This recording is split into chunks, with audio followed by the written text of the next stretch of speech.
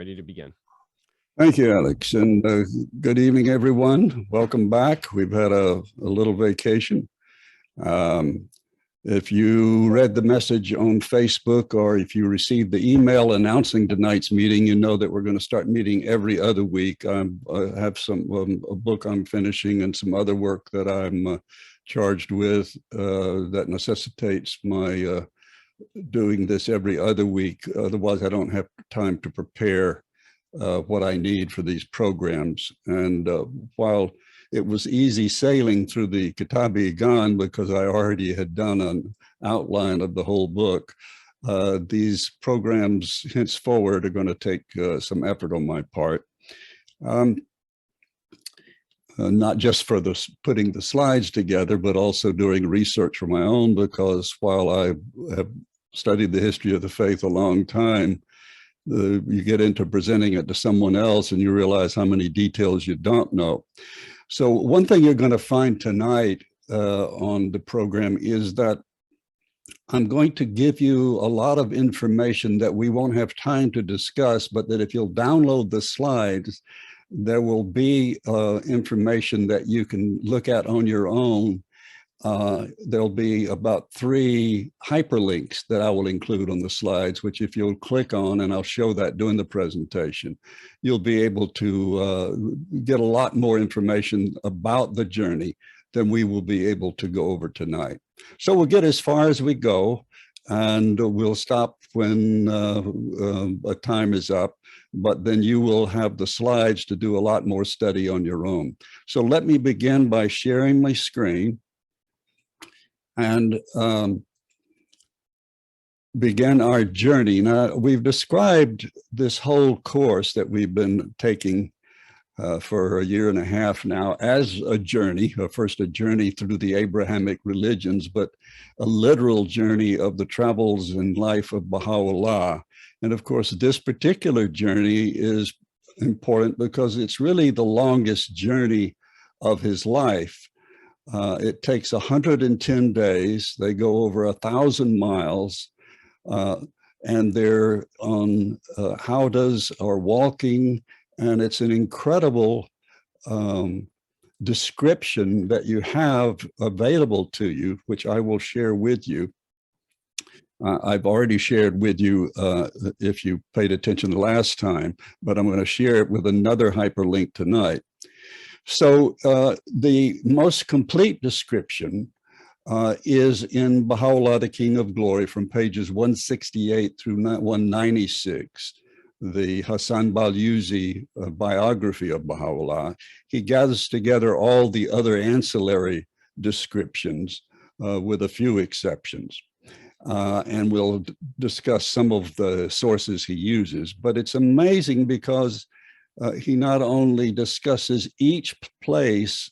There are 26 stages in this journey, if you will, and a stage is going from one village or one campsite to the next. And so sometimes they'll stay 2 or 3 days in one town if they need to reestablish their supplies and feed the animals and so forth.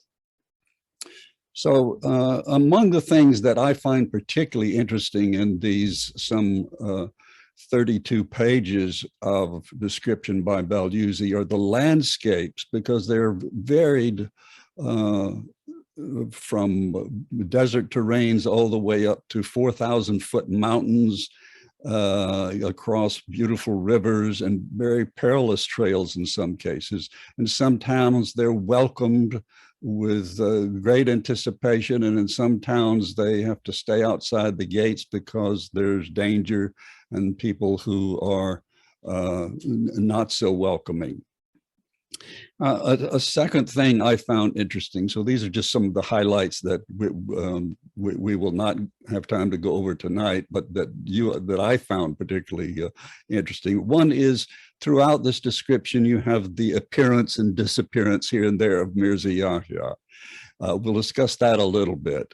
You have also the description, as I said, of the treatment where Baha'u'llah is greeted as in one case, is described as a potentate, or any other majestic figure would not dream of being treated so gleefully and happily as he was. Another interesting description, and we will read this one, is that sometimes those who were on foot would be so exhausted that they would literally be walking asleep. I've never heard of such a thing before. I know that a guard standing at attention can sometimes fall asleep, but it's an incredible description that you have of that. Another thing is the story of the lost mules. You would think that would be such an insignificant thing that it wouldn't be described, but Balyuzi pays over 2 pages worth of description about this episode, and it's very exciting because you think, well, some mules got stolen, why would Baha'u'llah care? But he stops the entire caravan so that these mules can be discovered, and even though the thief agrees to recompense them with money, he says, no, we want the mules. And so I find that incredibly interesting. Another interesting event is towards the end, where they are on a perilous trail, and Baha'u'llah's the mule carrying the Howdah that Baha'u'llah is in slips, and what we can say, but for the grace of God, would Baha'u'llah would have fallen to his death, and this is a very miraculous thing. So let us get into 2 things that sort of encapsulate the journey. There are 2 tablets, and if you'll notice on the title for tonight's discussion that I put online is the journey of Baha'u'llah from Samsun to Baghdad, and the Surah of Patience, and the tablet of the Howdah. The one big is revealed by Baha'u'llah at the very beginning of Rizvan, so right before the journey. The first day of Rizvan, the Surah of Patience, also called the Tablet of Job, is revealed. And then at the very end, as they reach Samsun and see the Black Sea, before their 3-day steamer voyage from Samsun to Constantinople, Mirza Khajan, the amanuensis of Baha'u'llah, begs him to reveal a tablet in honor of completing their perilous journey, and he does so, and that's the Surah of the Howdah, which we'll take a look at. So this is a description of the Surah. It's interesting because its length is a quarter of the length of the Kitab-i-Gan. In other words, this would make it approximately 60 pages long in print. When Baha'u'llah declared his station, the believers who were in his presence became ecstatic. Their thoughts must have been focused only upon that momentous statement. But Baha'u'llah turned his attention to the events of a decade before. Now, this is 63, so he's talking about the late 1850s, where you have the slaughter of the Babis, to the heroism and self-sacrifice of the followers of the Bab in the small town of Negriz in the province of Fars in Persia. And of course, Negriz is the battle where Wahid was killed, and where it was really hideous. They would sever the heads of the Babis and put them on pikes. This particular tablet is dedicated to one particular Babi known as Haji Muhammad Taqi. He did this, that is, he commemorated that sacrifice by revealing the Surah Is-Sabr, the Surah of Patience, also known as the Loy Ayub, which means Job, the tablet of Job. The story of Job is told in the Quran in detail and told again by Baha'u'llah in detail.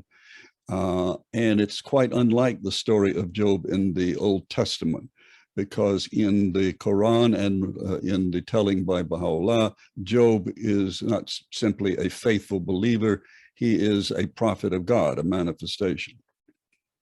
This tablet in Arabic was revealed in honor of Haji Muhammad Taqi, a native of Neres, upon whom Baha'u'llah bestowed the title of Ayub, Job, because he endured faithfully so many trials and tribulations in his life. In the Surih Sabr, Baha'u'llah describes the proclamation of the faith by Baghdád and the circumstances which led to the upheaval in Neres. He recounts at some length the events which led to the incarceration of the believers and lauds their heroism, self-sacrifice, and eventual martyrdom. He portrays the agony and sufferings which were inflicted upon the survivors, mainly women and children, who were forced to accompany the heads of the martyrs, which were carried aloft on lances to Shiraz and paraded in the streets and bazaars of that city.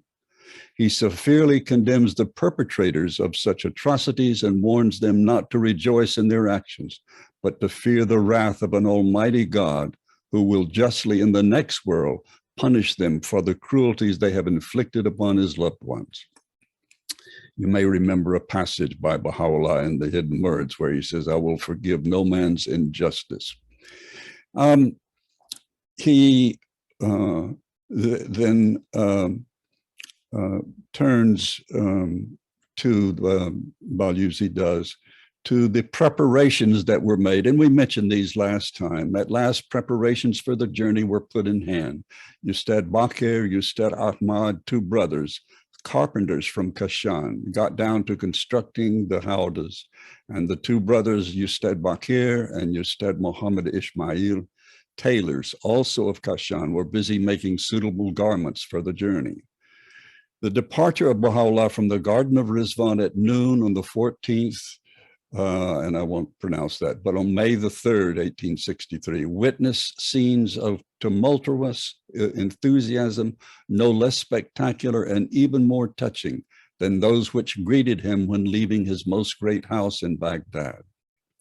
The great tumult, wrote an eyewitness, associated in our minds with the day of gathering, the day of judgment, we beheld on that occasion. Believers and unbelievers alike sobbed and lamented. The chiefs and notables who had congregated were struck with wonder. Emotions were stirred to such depths as no tongue can describe, nor could any observer escape their contagion.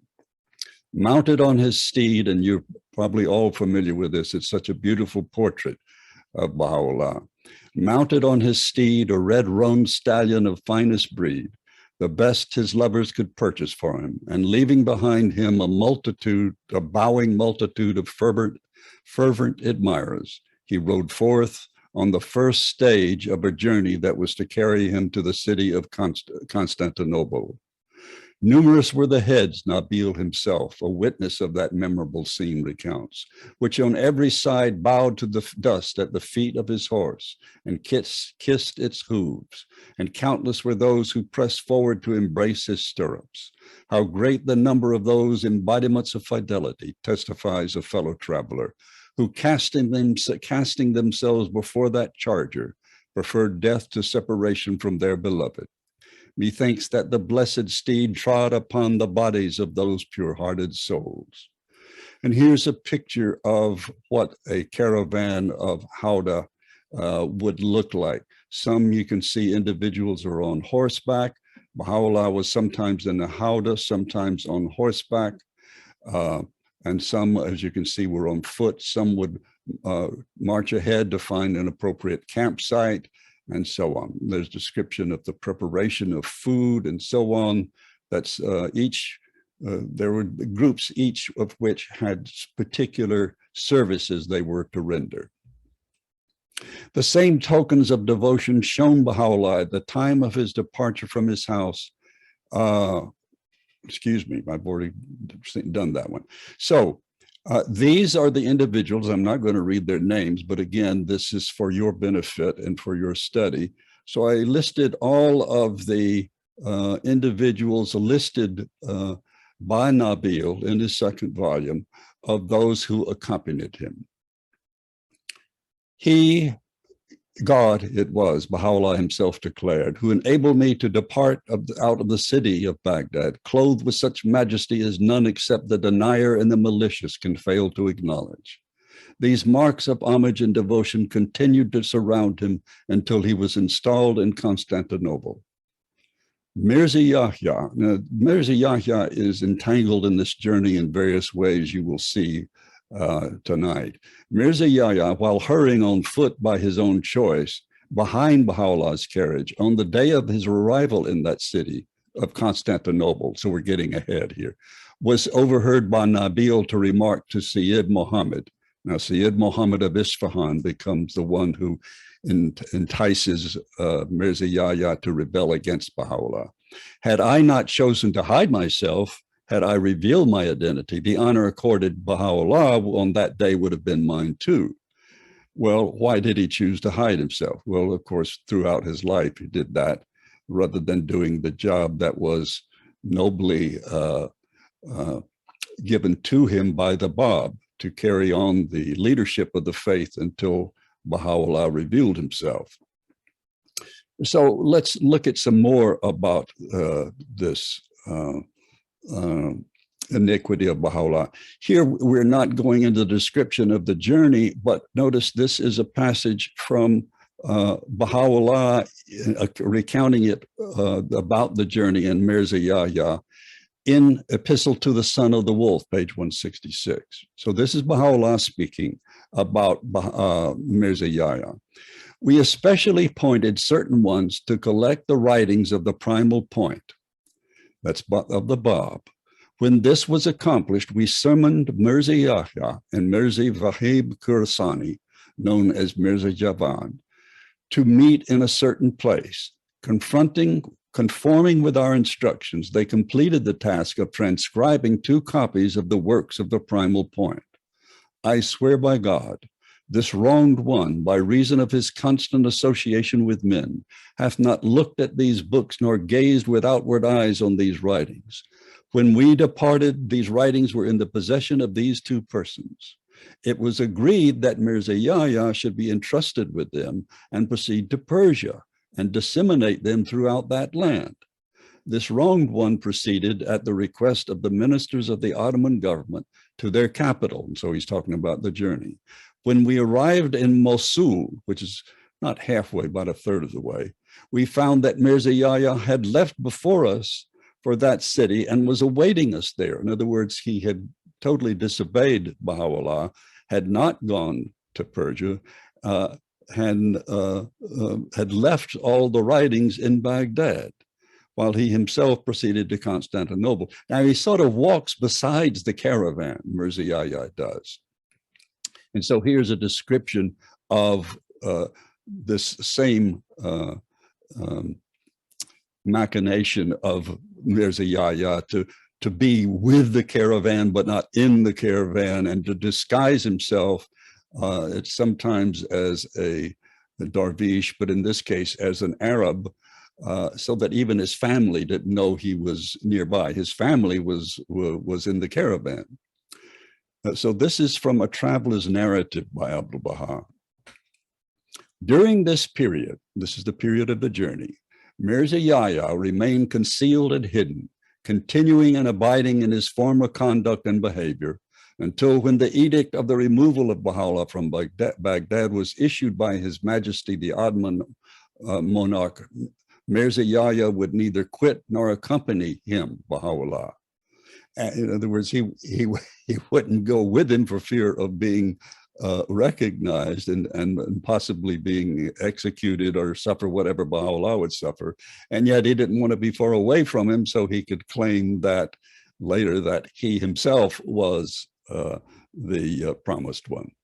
At one time, he meditated setting out for India, at another time settling in Turkestan, but being unable to decide on either of these 2 plans, he finally at his own wish set out before all in the garb of a dervish, in disguise and change of raiment, for Kirkuk and Arbil. Well, that's also spelled Erbil, and we'll see that on the map. Thence by continuous advance, he reached Mosul, where on the arrival of the main body, the body of the caravan, he took up his abode and stationed alongside the caravan. And although throughout this journey, the governors and officials observed the utmost consideration and respectfulness, while march and halt were alike dignified and honorable. Nevertheless, was he always concealed in change of raiment and acted cautiously on the idea that some act of aggression was likely to occur. So now let's get to the journey proper. So this is, there's more to know about Mirza Yahya, but you just need to know his behavior, which he had already demonstrated when Baha'u'llah went to the mountains of Kurdistan and Suleymaniye, continues here. So he is obviously a coward, he's afraid, and yet he doesn't want to let go of being near Baha'u'llah, but for spurious and ignoble reasons, not because he loves Baha'u'llah. Now, this is a map that's available to you. You can see that, and I've showed it to you before in another class, but it shows all of the places Baha'u'llah visited during his life, beginning in Tehran. And if you go in close on this map, and I'm going to give you access to it, you can see that there are photographs, all the places are numbered and listed, and there's the dates on the right-hand side. And then there's this map, which I got by going to Google Maps and saying, I want to travel from Baghdad to Samsun, show me the best route. Well, this isn't the best route, but as you know, if you may not know, with Google Maps, you can put your cursor on the map and switch to another road. So I switched the pathway to the pathway they followed. And as you may or may not know, on a Google map, you can switch from the map to a satellite vision of the mountains and so on, which you can see indicated here, and go in as close as you want, even to the pathway itself. This is very valuable if you want to get a literal view of the landscapes that are described by Balyuzi. So if you want to go see that, for example, the map of that first map that shows the travels of Baha'u'llah, you press on this link here, and it will take you to the particular map. There's several maps of this journey. And as you can see, if I click on this, you can go in very tightly and see the list of the dates on the right. And then on the left, you can see all of the places that he went. And you we're still seeing this. We're still seeing the maps of the journey, not something where you've clicked. Oh, that's right. I didn't share it correctly. Okay, thank you for telling me. Well, at any rate, suffice to say, if you click, can you see? Let me see. Do you see this page here? Maps of the journey with the hyperlinks. Yeah, we see the one with the hyperlinks. Yes. Yeah. Okay. Then I won't click on them because it'd be useless. But suffice to say, if you click on those, once you download this, the PDF file here, you can click on those, and this will take you to Google Maps and the trip from Samsun to, from Baghdad to Samsun, and you can focus in and you can see all of the mountains, the rivers, and go in as close as you want. This is the map from Balyuzi's book, and this numbers the stages. So you can see there are 22 stages, well, 26, I believe, before you get to Samsun. And then you have the steamer trip from Samsun to Constantinople. And here's a list of all the places. Now, I include this not because I expect you to remember them or memorize them, but simply because if you look at these places and you go in on those maps, you can find the precise journey he took.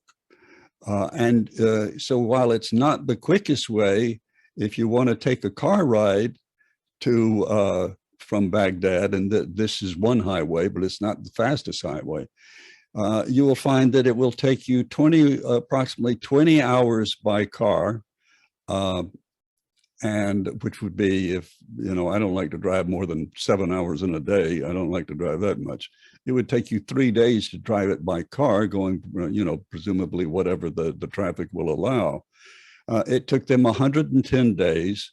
going in 26 stages, sometimes going as many as 20 to 30 miles in a day. And remember, this is a caravan of some 51 howdahs and so on. So it was an arduous process because each stage they stopped, they had to prepare food, they had to feed the animals and so on.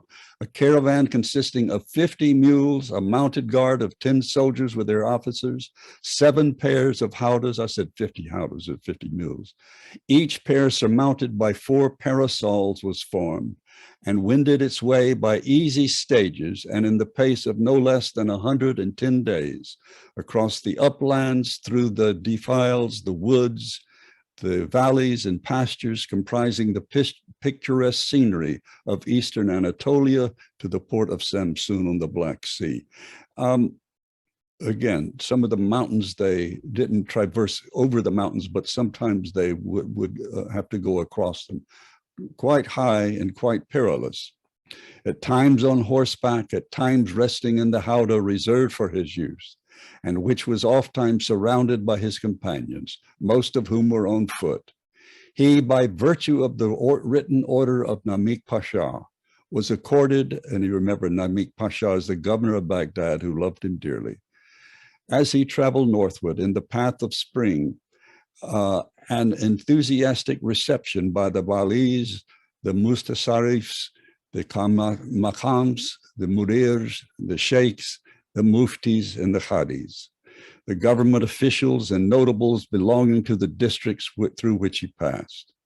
In Kirkuk, in Erbil, in Mosul, where he tarried 3 days, in Nizabin, in Mardin, in Diyarbakir, where a halt of a couple of days was made, in Karpuk, in Sivas, and Sivas is getting pretty near Samsun, as well as in other villages and hamlets. He would be met by a delegation immediately before his arrival and would be accompanied for some distance by a similar delegation upon his departure.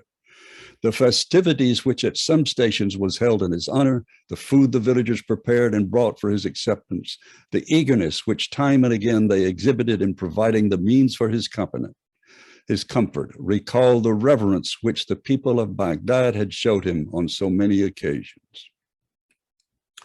As we passed that morning through the town of Mardin, that same fellow traveler relates, and this is from God Passes By, we were preceded by a mounted escort of government soldiers, carrying their banners and beating their drums in welcome.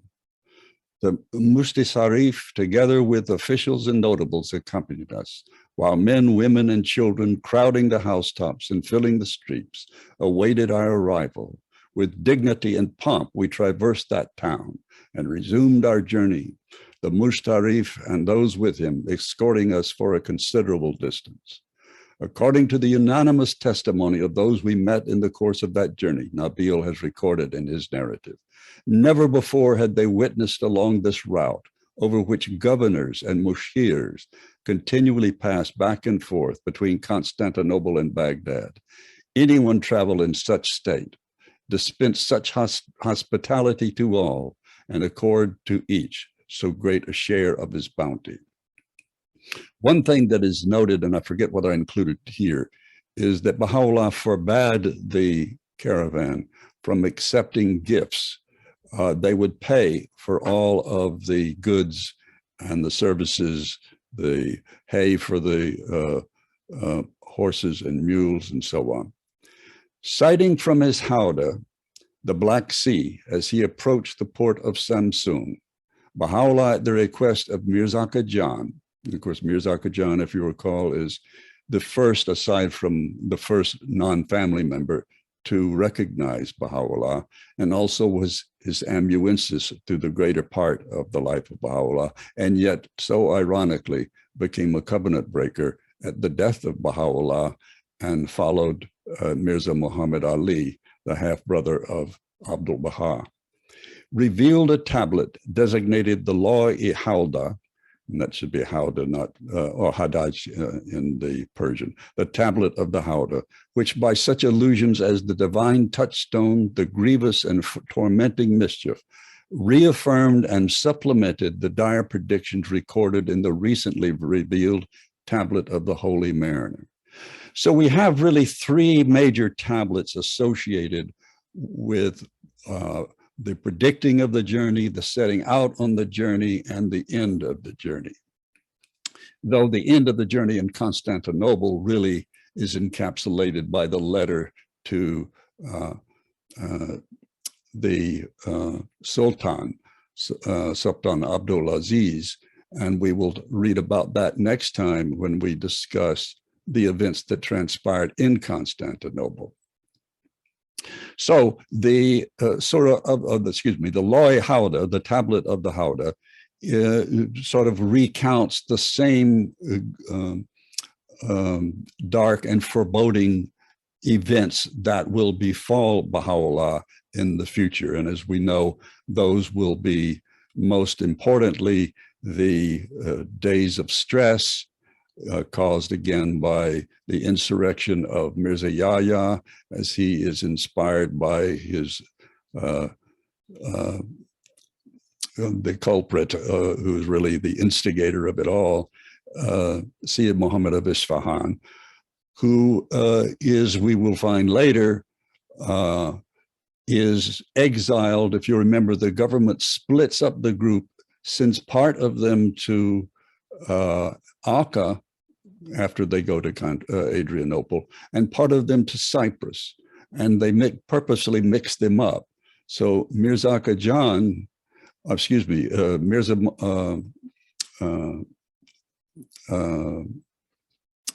Mirza Yahya is sent to Cyprus with some of his contingent, but also some of the faithful followers of Baha'u'llah. And Sayyid Muhammad of Isfahan, the arch villain of the whole crisis, is sent with Baha'u'llah to Akka, where, as we will discover, he is put by the government in an apartment right at the city gate, where he and a companion tell the government anytime anybody's coming in who is a follower of Baha'u'llah, so that they will be arrested. In Samsun, the chief inspector of the entire province, extending from Baghdad to Constantinople, accompanied by several pashas, called on him, showed him the utmost respect, and was entertained by him at luncheon. But 7 days after his arrival, he, as foreshadowed in the tablet of the Holy Mariner, was put on board a Turkish steamer, and 3 days later was disembarked at noon, together with his fellow exiles at the port of Constantinople on August the 16th, 1863. In 2 special carriages which awaited him at the landing stage, he and his family drove to the house of Shamsi Beg, the official who had been appointed by the government to entertain its guest, and who lived in the vicinity of Kirikhi-Sharif Mosque. Later, they were transferred to the more commodious house of Visi Pasha in the neighborhood of the Mosque of Sultan Mohammed.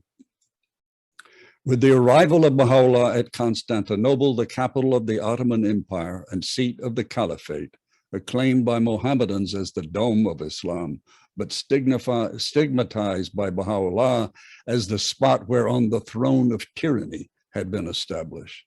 The grimmest and most calamitous and yet most grievous chapter in the history of the first Baha'i century may be said to have opened. Excuse me, let me have a sip of my tea here.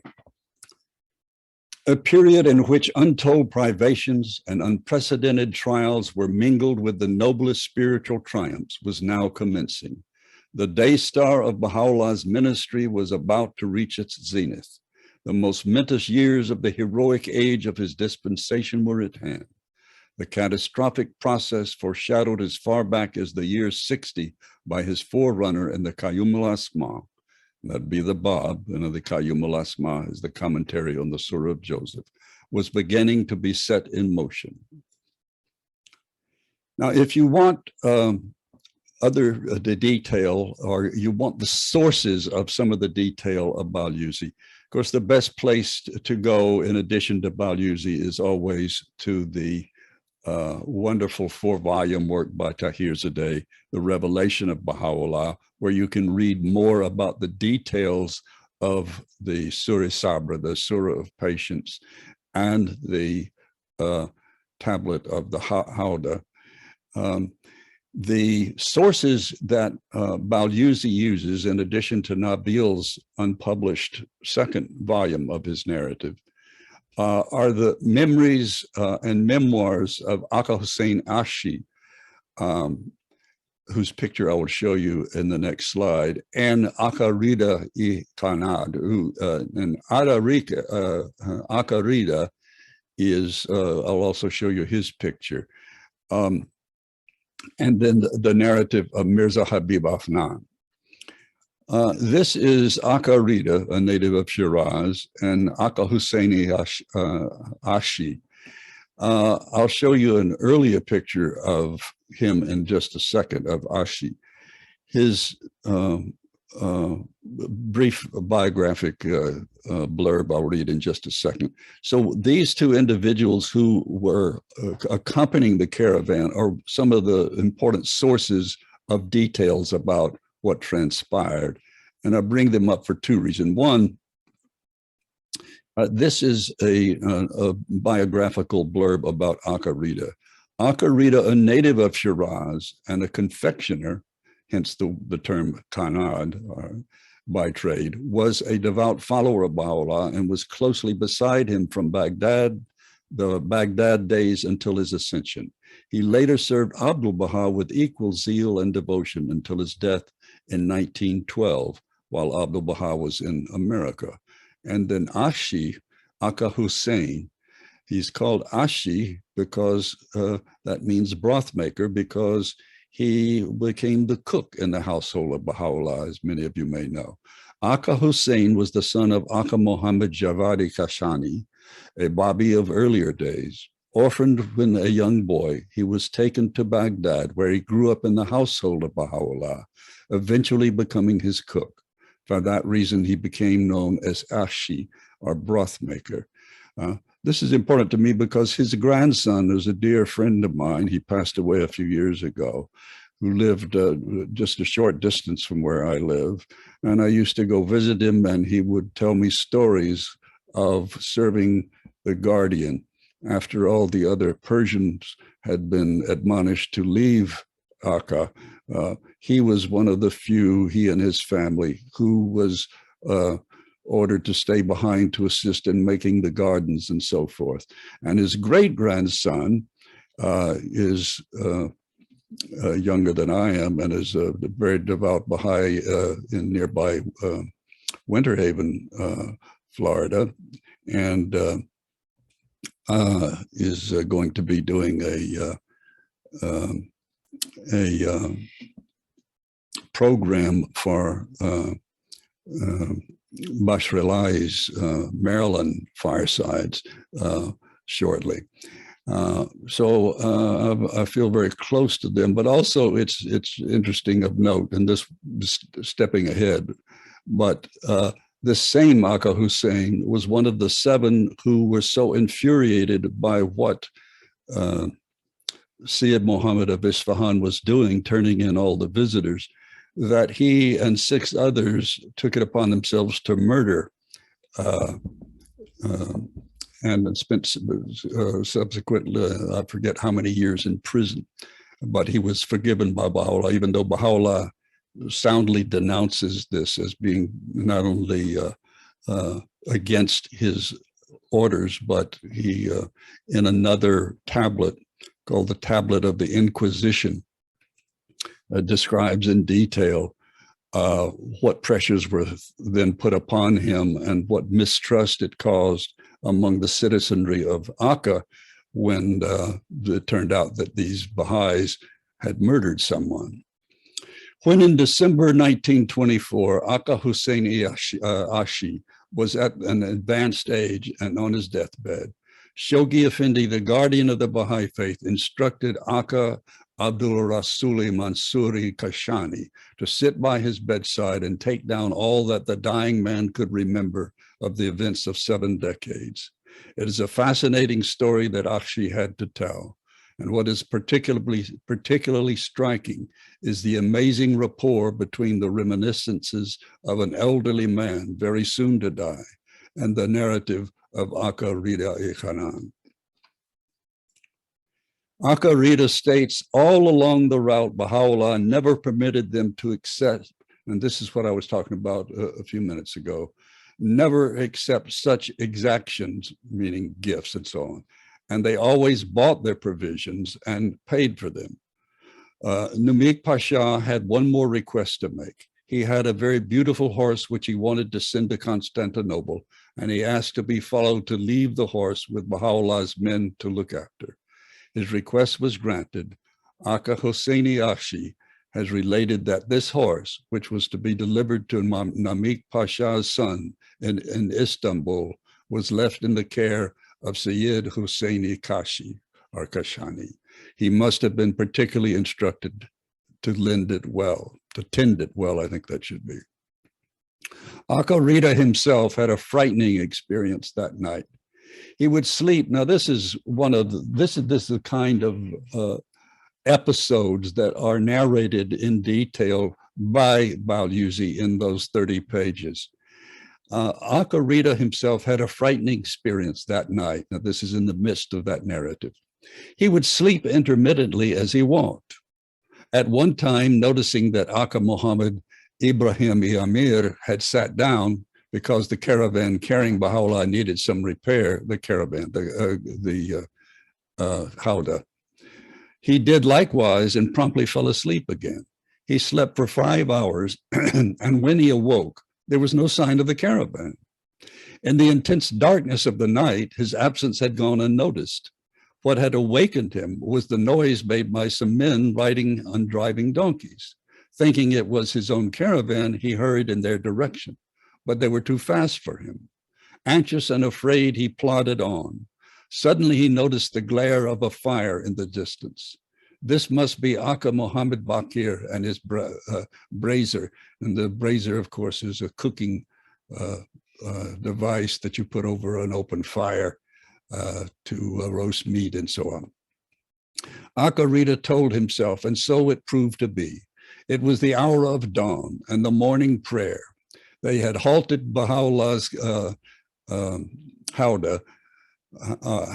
When Aka Rida regained his caravan, the first person he met was Mirza Musa, Aki Kalim, and that's, of course, Baha'u'llah's full brother who was forever faithful, even though his son became a covenant breaker, who informed him that his absence had just been noticed and that they were about to send some men in search of him. Aka Hosseini Akshi reports similar incidents, and it must have been a common experience for travelers to lose their way at night. And they would move at night sometimes because the travel in the heat of the day was too intense. Sounding from his Howdah, the Black Sea, as he approached the port of Samsun, Baha'u'llah, at the request of Mirza Khajan, revealed a tablet designated the Loy Howdah, the tablet of the Howdah. And of course, we've already read this slide, and so that's the end of the journey. Now, this is a sort of a teaser for next time. This is a portrait taken in Constantinople. Excuse me, this isn't the one taken. This is the one taken in Adrianople. But you can see up here in the upper right-hand corner, second from the right, that's Akshi as a young man. You've seen the picture of him. And so next time, as we get to Adrianople, beyond, we will identify all of these figures and who they are. It's very interesting. Of course, this is Mirza Mehdi, the brother of Abdul Baha who fell to his death. This is Nabil. This is Mishkin Kalim, the musk-scented pen. This is Mirza Khajan, and so on. This is Mirza Kuli, who is the half-brother of Baha'u'llah, very faithful. This is Mirza Muhammad Ali, the one who betrayed Abdul Baha, his half-brother here.